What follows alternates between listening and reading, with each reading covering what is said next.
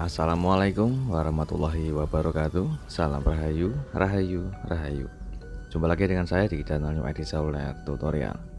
Di kesempatan kali ini ada paketan kiriman dari salah satu sahabat subscriber. Beliau cukup lumayan jauh karena beliau lokasinya di Sulawesi Selatan kalau nggak salah.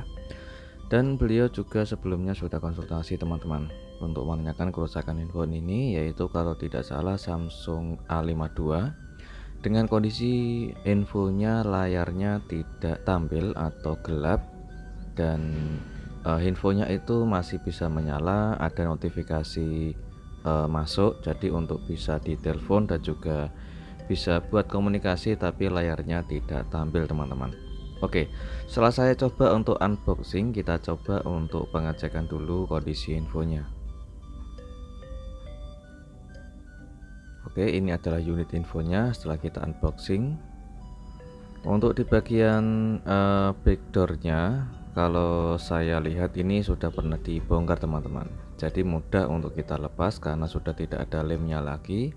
Dan untuk infonya sudah tidak segel alias sudah pernah diperbaiki sebelumnya, atau mungkin sudah pernah dibongkar sama beliau untuk pengecekan. Oke, kita lanjut untuk melindungi di bagian lensa modul kameranya agar tidak kotor atau tidak kepegang jari yang bikin kamera itu bisa buram atau kotor teman-teman. Selanjutnya kita coba untuk pengecekan dulu. Di sini saya cek di bagian soket konektor yang ada di bagian mesin, dan kita coba untuk melepas di bagian bawah ada penutup papan baut atau di bagian papan PCB bawah ya teman-teman. Saya pasang kembali untuk soket-soketnya dan kita coba untuk pengecekan menggunakan charger dulu, atau kita bisa menyalakan infonya dulu. Ini tujuannya untuk mengetahui kondisi infonya teman-teman. Oke, saya kondisikan menggunakan charger. Keluar gambar tampilan hanya putih dan berbintik atau layarnya kesemutan seperti TV rusak ya teman-teman. Kadang juga beliau bilang layarnya gelap atau tidak tampil sama sekali. Saya coba tekan-tekan di bagian soket-soketnya. Untuk di bagian menekan soketnya ini tetap saja gambar tidak tampil, hanya putih polos dan hanya berbintik-bintik atau kesemutan seperti TV rusak ya teman-teman. Kita lanjut untuk pengecekan dulu. Di bagian ini saya lepas untuk soketnya. Oke, saya lepas untuk di bagian soket konektor fleksibel mainboardnya. Di sini saya mendapati ada bagian soket konektor LCD atau bagian fleksibel LCD yang patah dan juga sisanya ngikut sama fleksibel mainboardnya ya teman-teman. Jadi penyebab untuk di bagian LCD tidak tampil atau gambarnya kesemutan dan sama sekali tidak bisa menyala untuk gambaran LCD-nya. Di bagian ini saya cek di bagian fleksibel mainboardnya, yang tadi itu patahan dari fleksibel LCD ngikut sama fleksibel mainboard. Ternyata saya cek untuk kondisi di bagian fleksibel mainboardnya masih bagus, hanya saja di bagian sini ya teman-teman. Jadi untuk di bagian fleksibel LCD-nya patah setengah. Jadi makanya untuk LCD ini gambarnya kadang tampil kalau kita tekan, atau gambarnya pun tidak tampil atau gelap ya teman-teman. Kita lepas pelan-pelan untuk fleksibel LCD-nya. Oke, selanjutnya kita bisa menyiapkan seperti tisu kering. Ini tujuannya untuk melindungi serta menjaga dari nanti saat kita proses pengerjaan, karena kita mengerjakan menggunakan flux. Ini tujuannya sebagai peresap flux saja agar tidak masuk ke dalam bagian lubang pada frame atau di bagian sela dalam fleksibelnya. Jadi kita lindungi menggunakan tisu sebagai penyerap untuk flux saat kita proses mengerjakan. Dan jangan lupa untuk melindungi yang bagian penting itu adalah baterai. Kita lindungi menggunakan solasi anti panas atau solasi anti ground. Tujuannya agar tidak bikin baterai itu rusak atau nggak sengaja kena solder ya teman-teman. Jadi kita harus melindungi di bagian frame dan spare part lainnya. Oke, di bagian ini kita langsung saja untuk proses pengerjaan, yaitu dengan cara kita gunakan ujung solder yang berbentuk pisau maksud saya, atau bentuknya pivih seperti pisau. Kita gunakan seperti ini caranya, yaitu kita letakkan ke bawah fleksibel LCD sambil kita tekan halus menggunakan pinset dan juga menggunakan flux secukupnya saja. Untuk suhu panas pada solder di angka 350 sampai 400 dengan hati-hati. Kalau menggunakan metode seperti ini, kalau tidak hati-hati bisa menyebabkan solder bisa kesenggol sama baterai ataupun kesenggol sama spare part lainnya. Jadi untuk metode ini harus ekstra hati-hati ya teman-teman. Jika agak sulit, kita tetap menekan fleksibelnya agar fleksibel ini bisa kena panas sama solder ya teman-teman. Tapi jangan dipaksa apabila masih sulit, karena bisa menyebabkan jalur fleksibel LCD atau pin kaki fleksibel LCD itu bisa patah atau bisa ambrol. Jadi kita pelan-pelan saja untuk mengerjakannya agar tidak terjadi kecelakaan kerja teman-teman.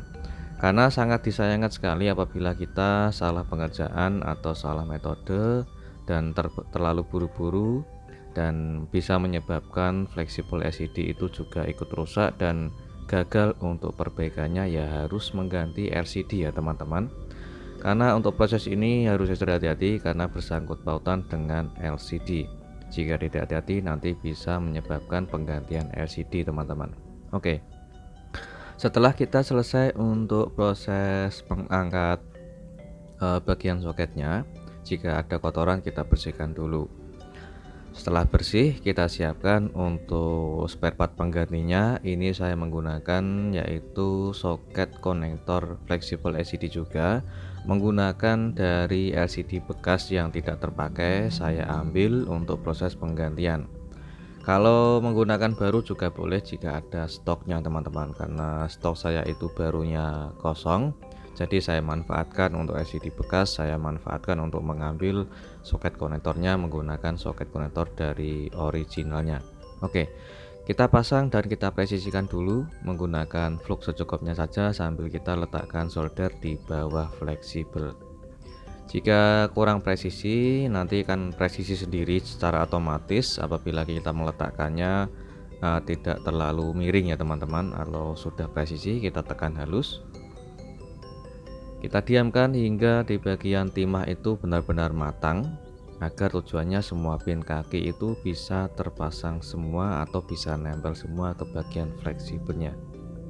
Sambil kita tekan secara halus agar semua pin kaki bisa nempel ke bagian fleksibelnya. Jika sudah selesai, kita bisa cek dulu untuk di semua pin kakinya sudah terpasang atau belum, dan jangan lupa untuk membersihkan menggunakan thinner. Setelah bersih, kita cek ulang. Oke, perhatikan di semua pin kaki soket konektor fleksibel LCD nya sudah terpasang semua atau belum teman-teman.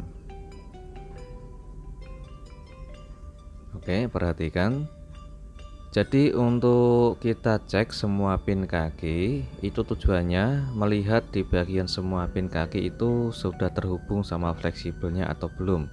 Jika belum ada yang terhubung atau sebagian kaki tidak terhubung, kalian bisa solder ulang atau menggunakan metode seperti tadi, yaitu kita letakkan ujung solder menggunakan ujung pisau dan sambil kita tekan halus menggunakan pinset ya teman-teman. Tujuannya semua pin kaki itu bisa menempel ke bagian fleksibelnya. Oke, setelah selesai kita bersihkan.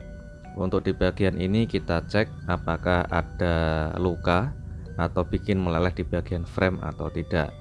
Jadi kita gunakan solasi anti panas atau solasi anti ground untuk melindungi frame dan juga melindungi baterai agar tidak terjadi kecelakaan kerja seperti bikin meleleh di bagian frame ataupun bikin rusak di bagian baterai. Jika sudah selesai, kita lanjut untuk proses pengecekan ulang. Setelah kita selesai pengerjaan apakah dengan metode tadi untuk penggantian soket konektornya sudah berhasil untuk LCD-nya bisa menyala atau tidak teman-teman. Oke, kita pasang dulu di bagian fleksibel mainboardnya.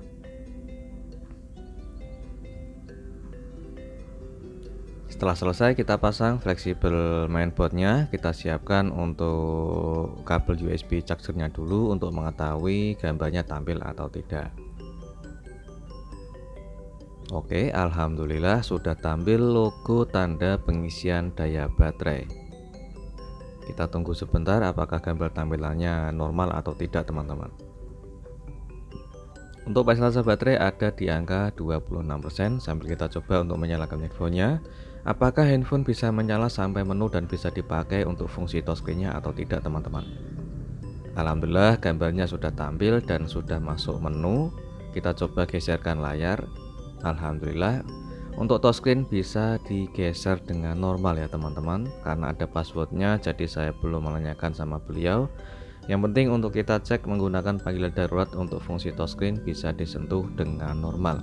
Jadi apabila kita sudah selesai pengecekan, namun untuk di bagian soket-soketnya itu tidak ada yang patah ataupun tidak ada yang korosi atau tidak ada yang bermasalah, namun gambar tampilan LCD-nya itu masih kesemutan atau bahkan tidak tampil teman-teman, kalian bisa pengecekan dulu di bagian pusat dari soket boardnya, yaitu soket yang ada di mesin teman-teman.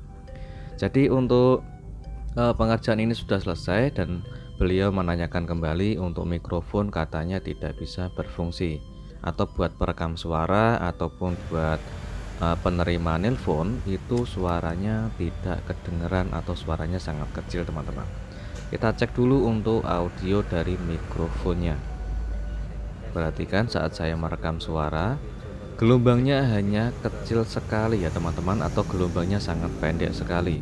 Jadi apabila kita buat merekam suara ataupun buat penerima nelpon, otomatis suaranya akan sangat kecil atau bahkan tidak kedengeran teman-teman.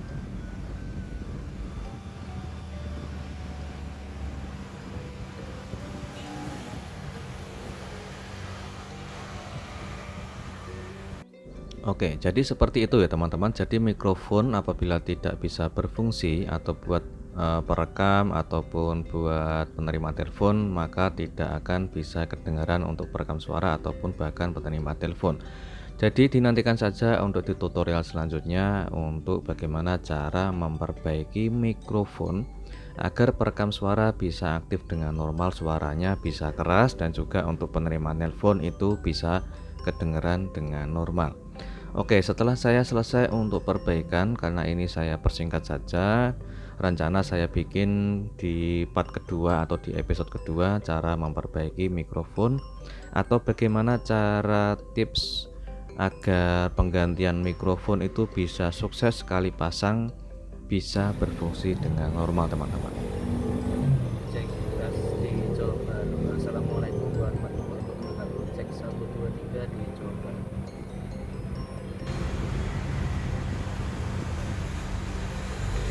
Cek tes dicoba. Assalamualaikum warahmatullahi wabarakatuh. Cek 1 2 3 dicoba.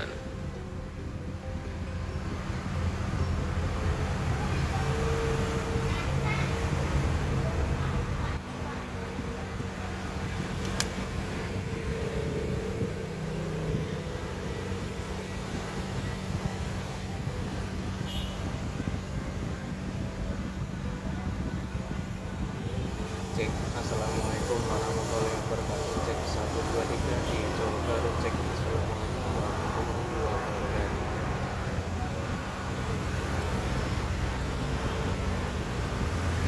Cek. Assalamualaikum warahmatullahi wabarakatuh. Cek 1 2 3 dicoba. Cek. Assalamualaikum warahmatullahi wabarakatuh. Dan oke, alhamdulillah untuk mikrofonnya bisa berfungsi semua. Jangan lupa untuk dinantikan di part kedua atau di episode yang kedua bagaimana cara memperbaiki mikrofon atau mic perekam suara atau penerima nelpon. Untuk fungsi didik jari ini masih aktif ya teman-teman. Semoga bermanfaat dan jumpa lagi di tutorial berikutnya. Assalamualaikum warahmatullahi wabarakatuh. Salam rahayu, rahayu, rahayu.